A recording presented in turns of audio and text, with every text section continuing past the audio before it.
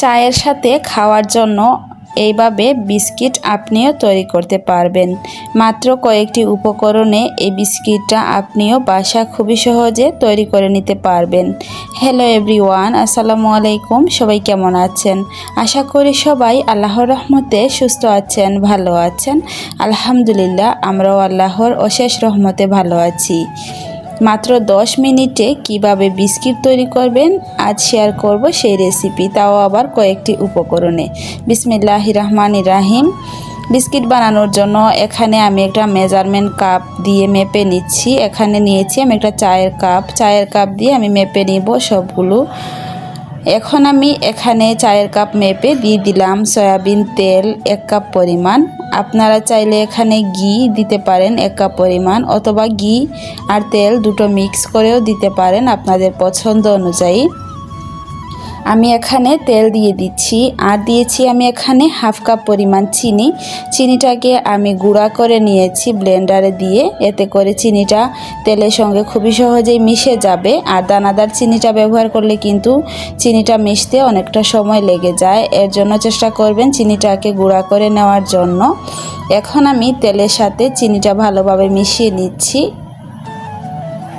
চিনিটা ভালোভাবে মেশানো হয়ে গেলে আমি এখানে দিয়ে দিব বেকিং পাউডার 1/2 চামচ পরিমাণ।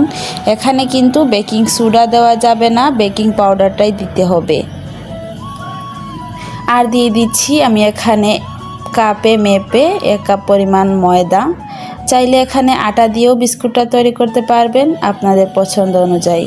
এখন আমি এখানে আরও 1/2 কাপ পরিমাণ ময়দা ব্যবহার করেছি। আর এই ডোটা মাখাতে কিন্তু কোনো রকম পানি ব্যবহার করা যাবে না, এই তেল দিয়ে কিন্তু এই ডোটা তৈরি করে নিতে হবে। তো যতটা ময়দা লাগবে একটা ডো পারফেক্ট হতে, ততটাই ময়দা এখানে ব্যবহার করবেন।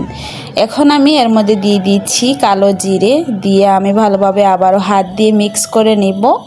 আর বিস্কিটের মধ্যে কালো জিরে দিলে কিন্তু খেতে খুবই ভালো লাগে, খুবই সুন্দর একটা ফ্লেভার আসে। বাসায় যদি এভাবে বিস্কিট তৈরি করে নেওয়া যায় তাহলে দোকান থেকে কিন্তু বিস্কিট কেনার কোনো প্রয়োজনই পড়বে না। যখনই চা খেতে ইচ্ছে করবে আর বিস্কিট ফুরিয়ে যাবে, ঝটপট 1 কাপ পরিমাণ ময়দা দিয়ে আর মাত্র কয়েকটি উপকরণে বাসায় খুবই সহজেই এই বিস্কিটটা তৈরি করে নিতে পারবেন। তাও আবার গ্যাসের চুলায়, কোনো রকম ওভেন ছাড়া আমি আজকে এই বিস্কিটটা বেক করে দেখাবো। তো দেখুন ডোটা আমার ভালোভাবে মাখানো হয়ে গিয়েছে, আর এরকমই একটা সফট ডো আমি তৈরি করে নিয়েছি।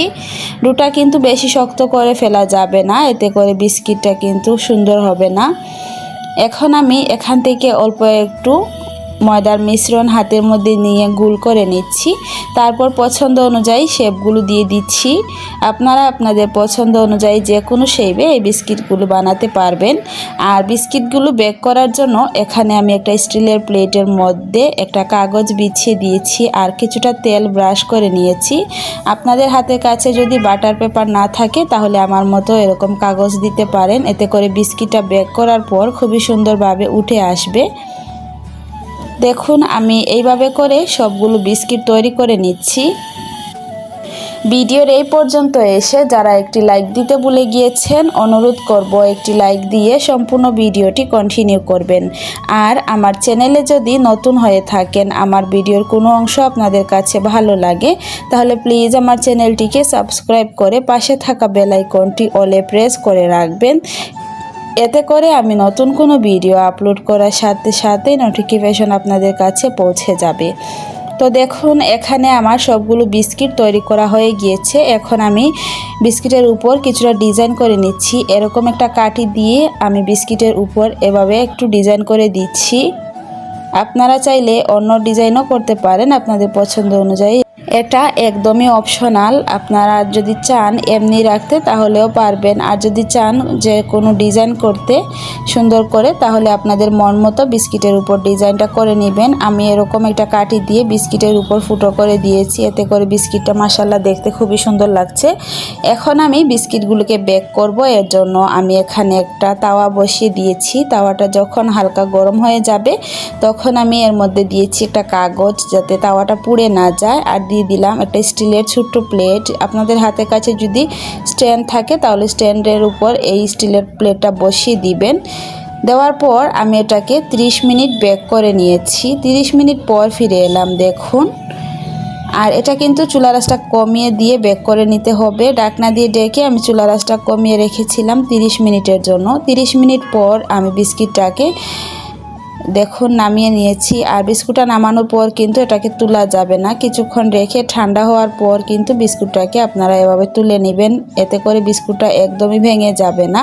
আর যদি গরম গরম অবস্থায় বিস্কিটটা তুলতে যান তাহলে এই পর্যায়ে কিন্তু বিস্কিটটা অনেকটাই নরম থাকে আর বিস্কুটগুলো ভেঙে যায়।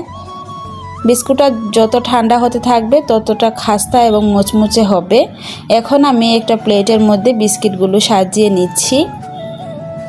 তো দেখলেনই তো খুবই ঝটপট আমি বিস্কিটগুলো তৈরি করে নিয়েছি। আর এইভাবে যদি বাসায় বিস্কিট তৈরি করে খান তাহলে একদমই স্বাস্থ্যসম্মত হবে। বাজার থেকে কিনা বিস্কুটের থেকে নিজের হাতে তৈরি করা বিস্কিটগুলো কিন্তু খেতে অনেকটাই ভালো লাগে। আর এই বিস্কিটগুলো কিন্তু আপনারা একবার হলেও বাসায় ট্রাই করে দেখতে পারেন, খেতে কিন্তু মাশাআল্লাহ খুবই সুস্বাদু হয়। আমার চ্যানেলে কিন্তু আরও বিস্কুটের রেসিপি দেওয়া আছে, আপনারা চাইলে দেখে নিতে পারেন। আমি ডেসক্রিপশন বক্সে সেই বিস্কিটের লিঙ্কগুলো দিয়ে দিব। এখন আমি একটা বিস্কিট আপনাদেরকে ভেঙে দেখিয়ে দিচ্ছি এটা কতটা মুচমুচে এবং পারফেক্ট হয়েছে। দেখুন, এটা যতটা ঠান্ডা হবে ততটা এটা খাস্তা হতে থাকবে। এখনও কিন্তু বিস্কুটটা অনেকটাই গরম আছে, এর জন্য কিন্তু ততটা বিস্কিটটা খাস্তা হয়নি। তবুও কিন্তু বিস্কিটটা মাশাআল্লাহ খুবই পারফেক্ট হয়েছে। তো এই ছিল আমার আজকে বিস্কিটের রেসিপি। আপনাদের কাছে কেমন লাগলো প্লিজ কমেন্ট করে জানাবেন। যদি ভালো লাগে তাহলে প্লিজ আমার ভিডিওটি ফ্রেন্ডস অ্যান্ড ফ্যামিলির সাথে শেয়ার করে দিবেন। তো দেখুন, এখন আমি একটা কৌটার মধ্যে বিস্কিটগুলো নিয়ে নিব। আর আমি কিন্তু আমার বেবিকে হাতে তৈরি করা বিস্কিটগুলো বেশি দিয়ে থাকি। বাজারে কিনা বিস্কিটের থেকে কিন্তু হাতে তৈরি করা বিস্কিটগুলো বাচ্চাদের দেওয়া অনেকটাই ভালো। আপনারাও আপনাদের বাচ্চাদের এভাবে হাতে তৈরি বিস্কিটটা বানিয়ে দিতে পারেন, এতে কিন্তু ওদের শরীরের জন্য অনেক উপকারী হবে।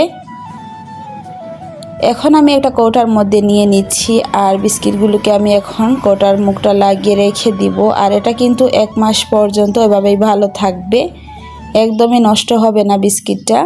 তো এই ছিল আজকে বিস্কিটের রেসিপি। সবাই অনেক বেশি ভালো থাকবেন, সুস্থ থাকবেন। দেখা হবে পরবর্তী কোনো ভিডিওতে।